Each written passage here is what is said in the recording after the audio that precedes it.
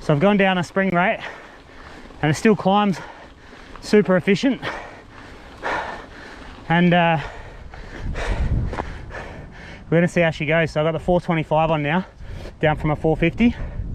I could almost go down to a 400, but that's, as it is, 18% seated sag, 18 to 19 seated sag. So it's where we want to be according to the pivot recommendation. The fork, I've gone from 3 tokens to 1 token in this 38. See if I can free up the movement a little bit and get a little more compliance. I might end up back at 2 tokens. Let's just pay attention to the bumps and make some changes if necessary. But yeah. Whoop. Don't know if I'm big on this setup on this XTR. I think I need to play with it a bit.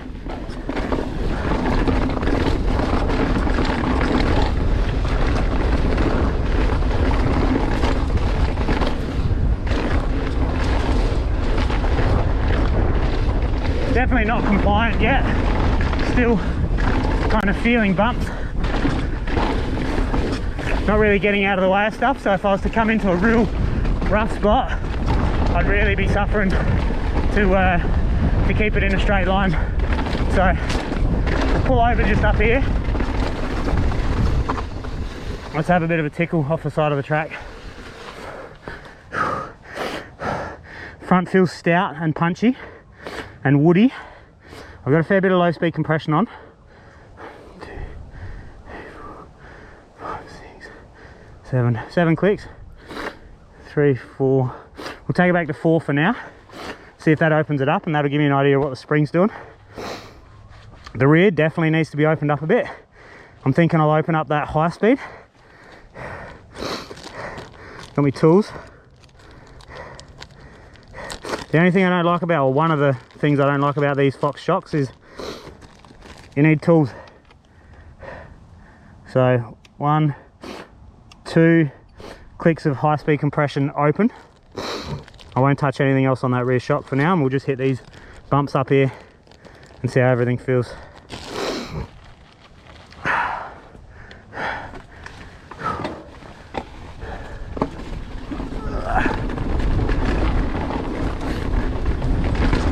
Yeah, still woody as at the front. Oh, you just cannot point it where you want to go. And I think it's, I don't know if this is a 50mm stem or whatever, but the front feels a little more not confident. Like it kind of twitches left and right a bit. So that spring is still definitely woody and harsh. So what can I do? I might close that high speed rebound down a bit, not completely. I've got it at 4 clicks from closed at the moment. Let's go to 2 clicks from closed, and we'll open the low speed compression, low speed rebound to alter it. So you can get a bit more compliance there. And I will take a couple of clicks of low speed off the back, which might be just getting into a can of worms here. 1, 2 clicks of low speed off at the back. Compression, low speed compression. Couple more bumps, we'll get it close. I know you're probably thinking, oh, you got to do a full run to get a proper idea, but I'm setting it up to get it in the ballpark, and then once it's in the ballpark, we'll have a look at full runs and how it responds to different things. No point in wasting a whole run when you have to climb back up when you already know something doesn't feel right. Yeah, this long stem, I don't even know if it's a long stem. I'll measure it when we get down the bottom, but it certainly doesn't give me much confidence over the front. I'll roll the bars back a little bit. Bumps are slightly better, not by much. Still a bit choppy in the front, definitely choppy, definitely woody, but efficient. So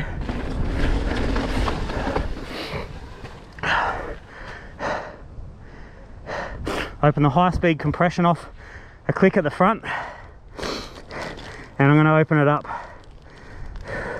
No, I'll leave the back for now. Got a couple more bumps.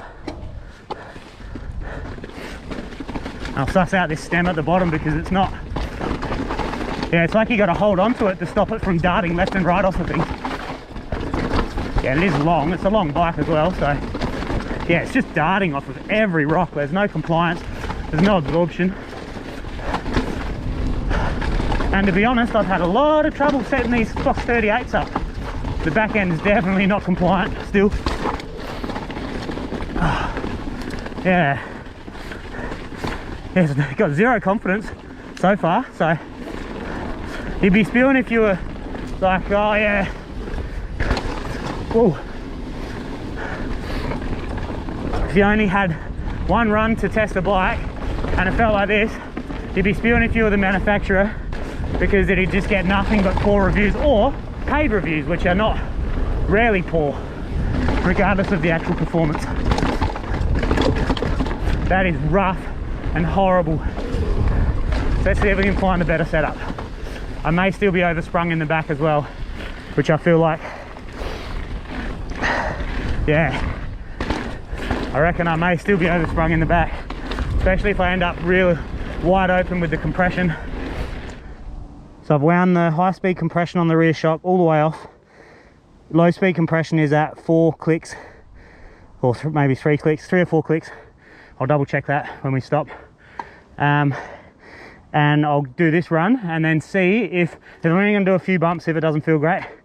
And then I'm going to slow the high speed rebound down at the back and see if it soggies in and stops responding. And that'll tell me where we're at with spring rate, among what this compression's about to tell me also.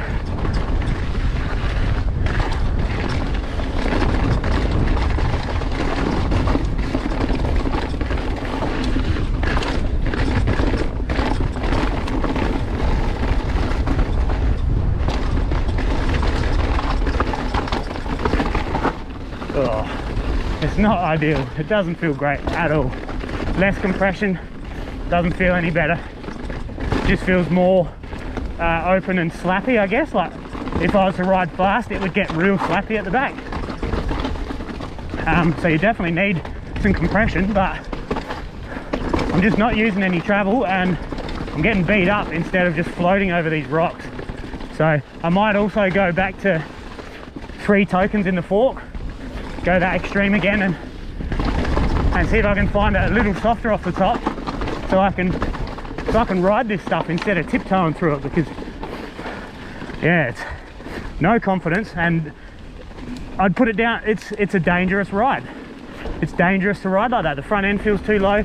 It definitely should be a 170 up front as well, I think, but I'll readdress that comment after the after I swap this spring out. I'm going to go home and I'm going to swap this spring out on the back, because minimal compression still feels wacky and choppy and oversprung. My ride height is still kind of like this instead of like this, and the bike just feels unruly. So even with my higher bar at the front, it just, yeah, it doesn't feel good at all. So I'm not even going to address that high speed rebound for now. I'm just going to go straight down, straight home, change this spring, and hopefully we can get back up before the sun goes down and we don't get too much wacky weather. So it's better, it's definitely better through stuff like that, more compliant, but just the back end's not getting out of the way of things. So let's make it happen. We're back, 400 springs on now, and I've just done this first little section, just a few bumps, and instantly it's just way better. So still got the high speed compression all the way open on that rear shock, haven't touched the fork. So yeah, let's see how this feels. Still, obviously it's not going to be close to performance, but it's way more in the ballpark. So see how it feels on different bumps, not just this first little tiny bit. See, just compliance over all those bumps, Whereas before I was just feeling everything. Way more speed. Woo. Oh, I do love a 27.5. Way more compliance out the back, which has made the fork feel a lot more compliant.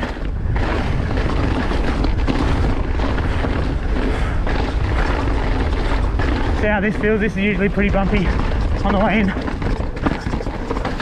Oh, I didn't quite get that line on the outside, but you can tell it's just way better with that 400 at the back. So that's the spring rate for my 75 kilo. And that's got no preload on it yet either.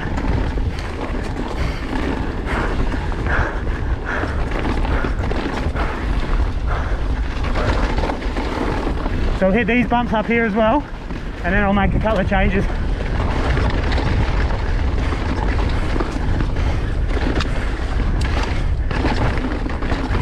Staying on top of everything. It accelerates off the back of things, which is nice. So the high speed rebound's good. Could probably slow it down a touch.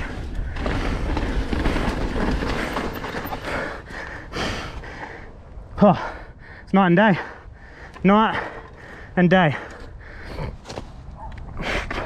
So let's change some stuff up. Slowed the high speed rebound down 3 clicks.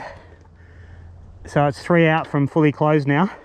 Just see if I can calm it down a bit and get a little bit more control out the back when it's taking the hits.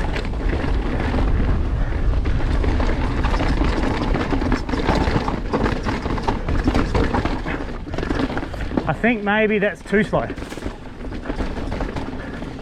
Potentially. Let's speed it back up. Just a rebound, high and low speed.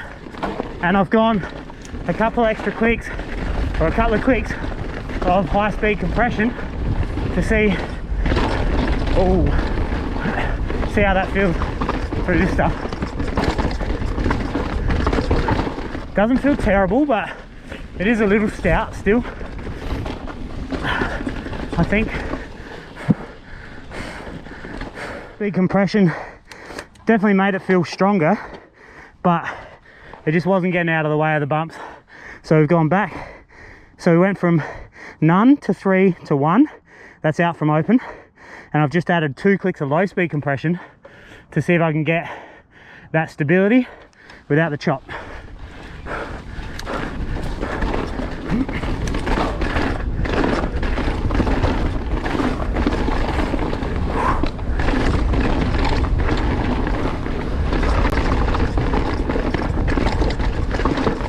Oh yeah, it's a little bit better. Still wouldn't say it's super compliant, but that is for sure a bit better. Woo! Yeah, and good solid platform to land on. We're running out of sunlight, so we'll hit this and get out of here and start again tomorrow. Yes. Woo! Still a little bit of chop underfoot.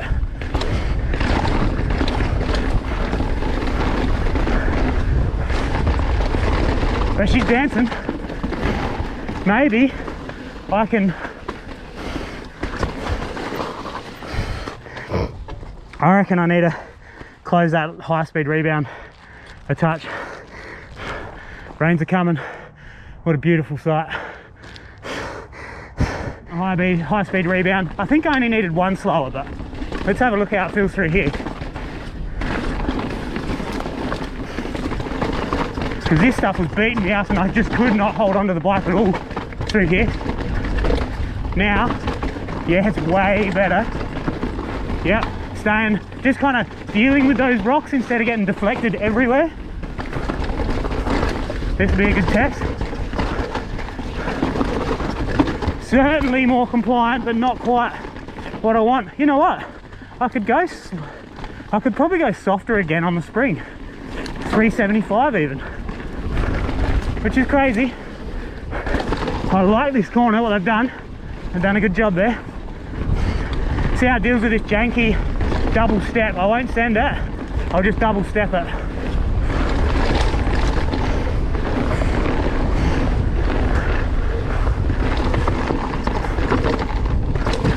Yeah, way more control. There you go, there's the skips that everyone loves. Way more control.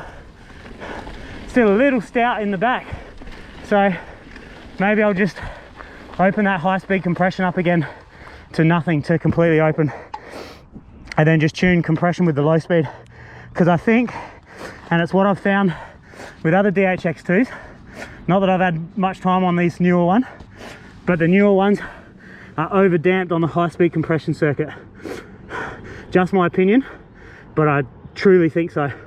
And I may still be a little oversprung with the 400, so continue tomorrow, we'll run out of sun.